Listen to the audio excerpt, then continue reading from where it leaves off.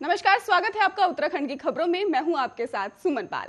आम आदमी पार्टी के राष्ट्रीय संयोजक और दिल्ली के मुख्यमंत्री अरविंद केजरीवाल आज उत्तराखंड के एक दिवसीय दौरे पर हरिद्वार पहुंच रहे हैं और इससे पहले देहरादून पहुंचने पर केजरीवाल ने कहा कि इस बार उत्तराखंड के लोग भी मन बना चुके हैं कि राज्य में पार्टी जो है वो नई मौका देगी। और तो आज हरिद्वार में हम लोगों से बातचीत करेंगे। सुबह वो जोली ग्रांट एयरपोर्ट पहुंचे, जहां आप कार्यकर्ताओं ने उनका जोरदार स्वागत किया और इस दौरान आप प्रभारी मोहनिया और कर्नल अजय कोठियाल समेत सैकड़ों कार्यकर्ता एयरपोर्ट पर पहुंचे हुए थे और यहां से वो हरिद्वार के लिए रवाना हो गए।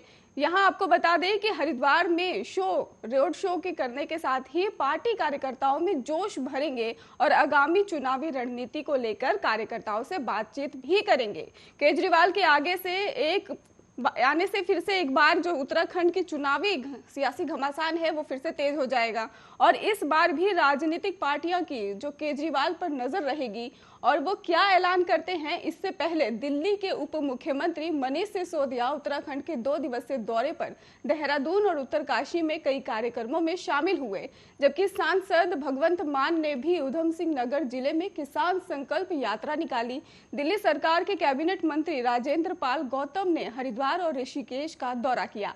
आम आदमी पार्टी के संयोजक और दिल्ली के उप मुख्यमंत्री अरविंद केजरीवाल आज रविवार को 5:30 बजे तक धर्मनगरी में रहेंगे। वहीं उनके हर की पेड़ी में भी पूजन के कार्यक्रम को लेकर संशय बना हुआ है। दिल्ली के मुख्यमंत्री केजरीवाल जलीग्रांट एयरपोर्ट के कार द्वारा हरिद्वार पहुंचने के बाद एक होटल में टैक्सी, ऑटो या ई रिक्शा यूनियन प्रकोष्ठ के पदाधिकारियों और कार्यकर्ताओं के साथ बैठक भी करेंगे।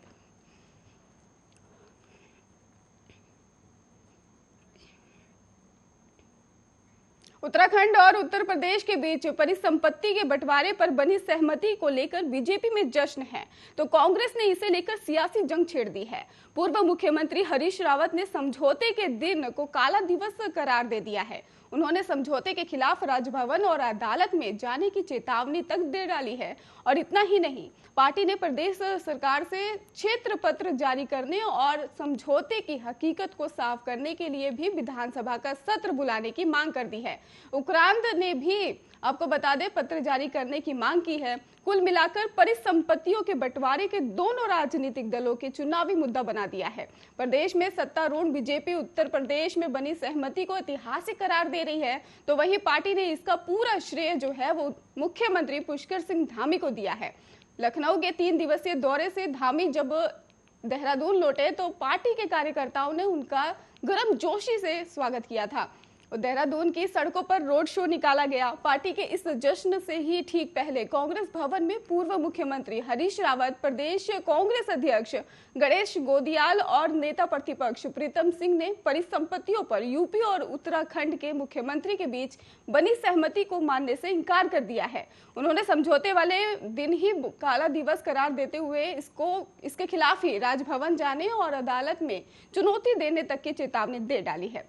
आपको बता दें कि कुल मिलाकर परिसंपत्तियों के मुद्दे पर बीजेपी सहमति के बिंदुओं का श्रेय ले रही है, तो कांग्रेस इस पर सवाल उठाकर सियासी फायदा लेने का प्रयास कर रही है। नेता प्रतिपक्ष प्रीतम सिंह ने कहा है कि प्रदेश सरकार की परिसंपत्तियों के समझौते के नाम पर उत्तराखंड के जल जंगल जमीन को उत्तर प्रदेश के हाथों में गिरवी रख दिया है। इस दिन को कांग्रेस काला दिवस के रूप में मनाएगी। सरकार इस मसले पर श्रेय पत्र जारी करे और इसके लिए अलग से ही विधानसभा और सत्र बुलाया जाए और इसके साथ ही उन्होंने कहा कि सरकार बताए वास्तविकता है क्या और ट्रिपल इंजन की सरकार में उत्तराखंड के हितों के संरक्षण के बजाय केंद्र सरकार के दबाव में परिसंपत्तियों के मामले में यूपी के आगे संपर्क किया गया है। कांग्रेस 10 साल सत्ता में रही लेकिन परिसंपत्तियों के बंटवारे के मसले का समाधान नहीं करा पाई। बीजेपी सरकार में पिछले 5 साल में पूरी गंभीरता के साथ लगातार प्रयास है और इसके साथ ही उन्होंने कहा कि हमारे लिए सौभाग्य की बात है कि यूपी के मुख्यमंत्री योगी आदित्यनाथ ने बड़ा दिल दिखाया है। विरोध कांग्रेस की खिसियाहट है।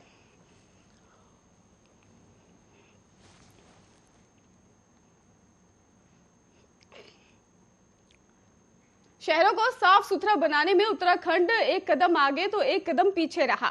नगर निगम देहरादून, रुड़की और रुद्रपुर में भी स्वच्छता की रैंकिंग में सुधार किया गया है, लेकिन काशीपुर, हल्द्वानी और हरिद्वार आगे बढ़ने की बजाय रैंकिंग में फिसल गए हैं। जानकारों की माने तो रैंकिंग में उत्तराखंड को लंबी छलांग लगानी है तो स्वच्छता में आड़े आ रही चुनौतियों को पार करना होगा। शहरी विकास मंत्रालय की ओर से स्वच्छता को लेकर ही 2021 रैंकिंग जारी की गई है। पिछले 2 सालों में देहरादून, रुड़की, रुद्रपुर ने ही स्वच्छता रैंकिंग में सुधार किया है। देश के 372 नगर निगमों में भी देहरादून को 22वां स्थान मिला है और जबकि रुड़की का 101 और रुद्रपुर में 257 की रैंकिंग है। वहीं काशीपुर, हल्द्वानी और हरिद्वार शहरों की रैंकिंग कम होने से गंदगी दाग लगा दिया है और औद्योगिक क्षेत्र के रूप में भी विकसित काशीपुर का स्वच्छता में ही खराब प्रदर्शन रहा है। साल 2020 में काशीपुर की रैंकिंग 129 थी, जबकि इस बार 342 स्थान मिला है। स्वच्छता की रैंकिंग में भी अव्वल आने के लिए भी कई तरह की चुनौतियां हैं, जिसमें शहर के पुराने कचरे का निपटारा करना है, प्लास्टिक कचरा, गीला सूखा कचरे को अलग अलग करना है। निकायों के पास संसाधनों की कमी प्रमुख है। इन चुनौतियों से पार पाकर ही उत्तराखंड स्वच्छता की रैंकिंग में अव्वल आ सकता है। आपको बता दें, इसको लेकर भी कई प्रयास किए जा रहे हैं। वही जानकारी ये भी है कि स्वच्छता रैंकिंग में सुधार के लिए और ज्यादा मेहनत करनी होगी और पहाड़ में कुछ निकायों के सीमित साधनों को भी बावजूद रैंकिंग में सुधार किया जाएगा। काफी हद तक ये जन सहयोग पर भी निर्भर करता है। इसलिए नागरिकों में घरों से बाहर अपने नगरों और शहरों को साफ रखने की सोच बनानी होगी और निसंदेह उत्तराखंड की रैंकिंग में सुधार आ सकता है। लेकिन हमारा ये प्रदर्शन एक कदम आगे तो एक कदम पीछे जाने का है।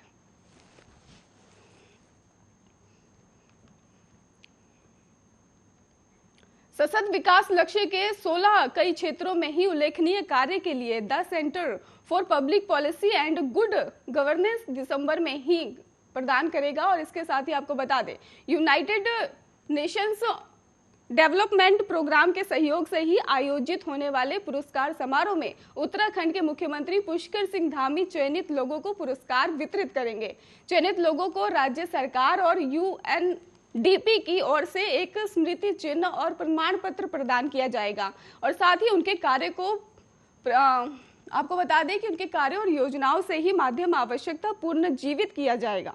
और पुरस्कार समारोह का उद्देश्य उत्तराखंड में सतत विकास लक्ष्य और कई व्यक्तियों और संगठनों की उल्लेखनीय पहल की पहचान करना होगा। और इसके साथ ही ये भी रहेगा कि पुरस्कार 16 कई लक्ष्यों पर आधारित होंगे। SDG गोलकीपर पुरस्कार में भी भाग लेने के लिए कोई भी व्यक्ति या फिर संगठन स्व नामांकन कर सकते हैं या फिर किसी और के द्वारा भी नियुक्त किए जा सकते हैं। उन्हें नामांकन फॉर्म के अनुसार अपने काम का विवरण साझा करना होगा। उनके किए गए कामों का वर्णन वीडियो और तस्वीरों के माध्यम से ही किया जाएगा।